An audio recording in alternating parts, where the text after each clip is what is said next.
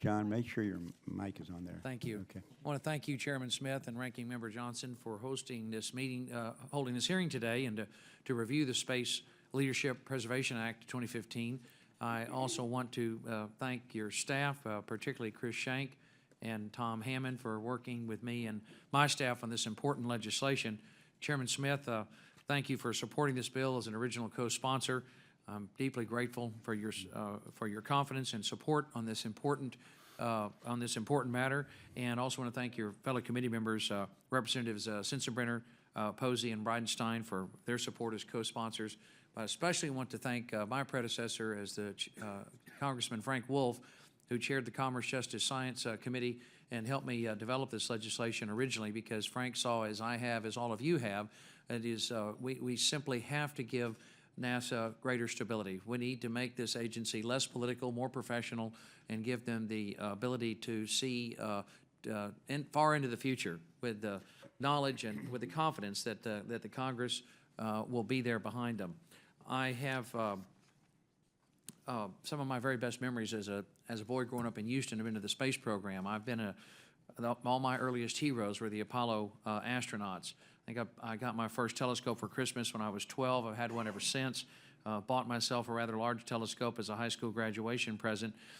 These men and women have been heroes to all Americans.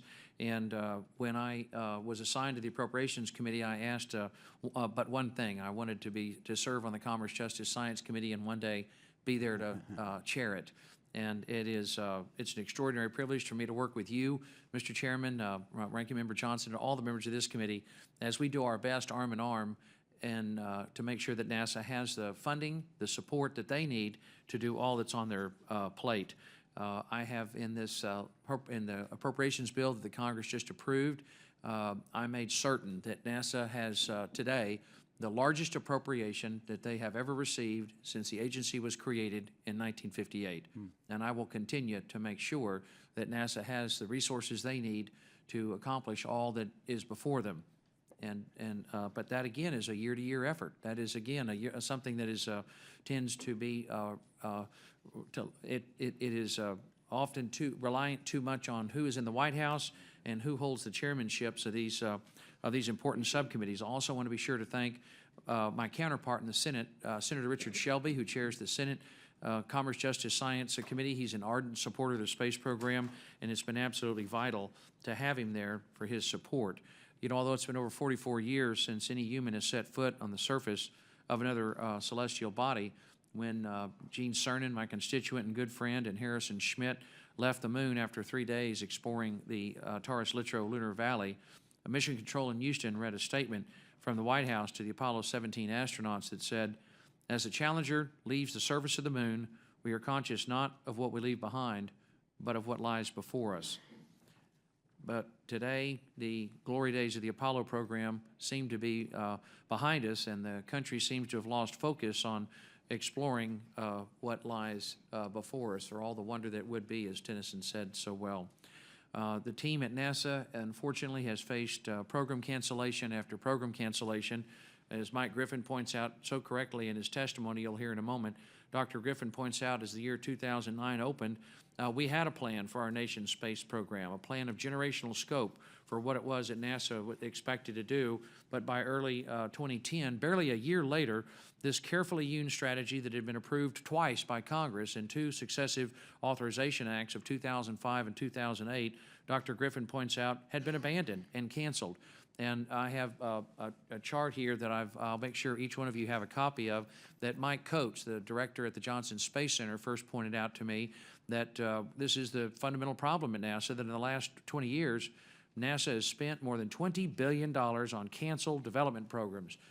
No entity, no company, no entity, no agency of the federal government, no agency of any state government or local government can function in this environment. And think of the heartbreak. Brian Babin, my good friend and colleague from the east side of Houston, represents the Johnson Space Center. We all know the heartbreak that those great men and women, those brilliant engineers and scientists who have devoted their life to making the dreams of the future come true, to build these incredible machines, these great rockets and spacecraft, they pour their heart and soul into it, yet only to have it yanked out from underneath them. That is very, very damaging to their morale and destructive to our space program as a whole. This is not a partisan issue. Completely set politics aside. Forget who's in the White House, what party label. It's just intensely destructive, and we cannot continue. It's wasteful, damaging, and it damages our ability as a nation to preserve our leadership in space. And space is the high ground. I cannot imagine General Meade at Gettysburg abandoning Little Round Top, just giving it over. You do not surrender the high ground. And yet I'm very concerned that in the absence of stability, in the absence of giving NASA a greater level of professionalism and making them less political, that the country is going to wind up abandoning the high ground. There is no clear mission today, and we simply have to come up with a way to give the agency the ability to give us that vision, and with the guidance and support of Congress, make that come true.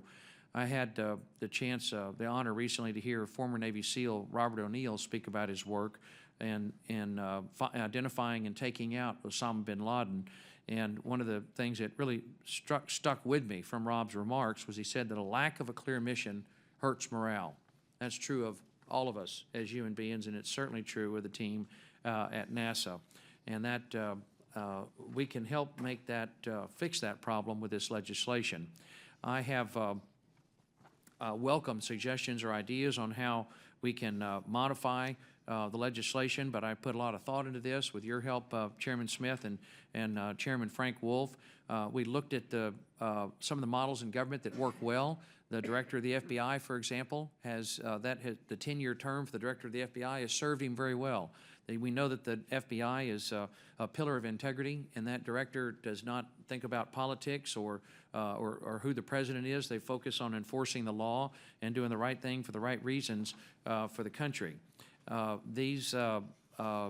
it is the president, Ms. Johnson, or whether it's the Congress, your human nature being what we are, there's going to be politics either way. And the idea of the board of directors was to make sure that we had members from both parties recommending appointments to that board, who would have to then be submitted by the president to the Senate for confirmation, preserving the separation of powers and the executive's role in making that appointment so there are no constitutional issues, and you also have both parties and both houses of Congress having an impact on that board of directors.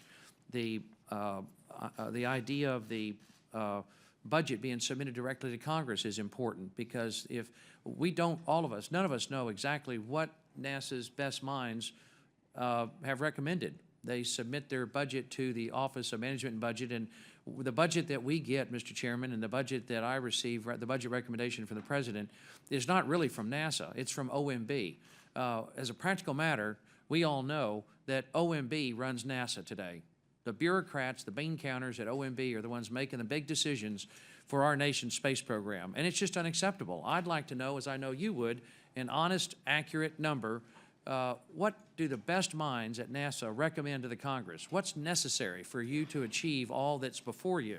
And that's the idea behind the direct budget submission, Ms. Johnson, that we would, as members of Congress, receive a budget submission from the Board of Directors at NASA.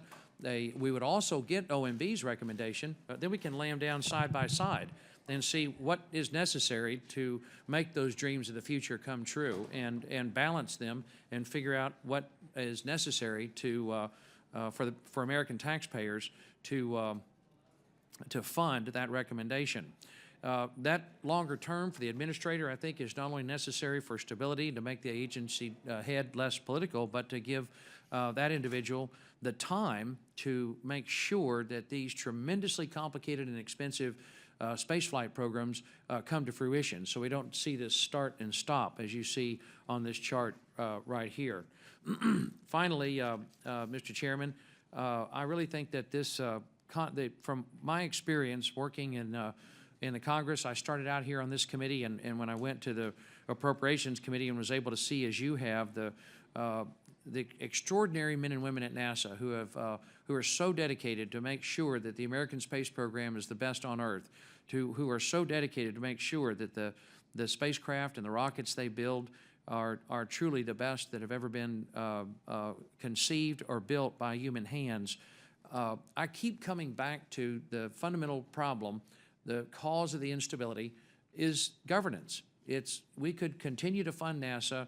We can continue down this path of year-to-year, pillar-to-post funding, or we could make fundamental long-term changes that our successors will inherit a agency that is less political, more professional, more stable, more focused on making the dreams of the future come true, more focused on achieving the goals of the decadal survey. Quite frankly, I wish one thing that you could add, I'd love to figure out a way to have a human spaceflight decadal survey. The scientists at the National Academy of Sciences do a great job when they prepare the decadal survey for astrophysics, for earth sciences, for heliophysics, for planetary science. And you'll see in my CJS bill, I wired in there that NASA shall follow the recommendations of the decadal survey as they prepare what is necessary for missions in the future.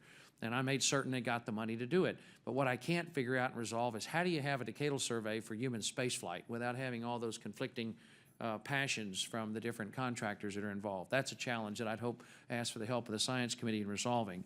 But it is governance. It all circles back to governance. And if we want to ensure that America maintains its leadership role in outer space, if we want to make sure that we're protecting the high ground, then that our children and grandchildren will live to see interstellar flight, that they'll live to see the discovery of life on other worlds, I encourage you, I urge you to join me in passing this legislation and modifying it, make it better, and help us find a way to give NASA the stability that they need at headquarters, again, to make those dreams of the future come true. And I thank you very much for having me here today. Chairman Culberson, thank you for the comments about your bill, and also thank you for all you have done for NASA over the years and into the future as well.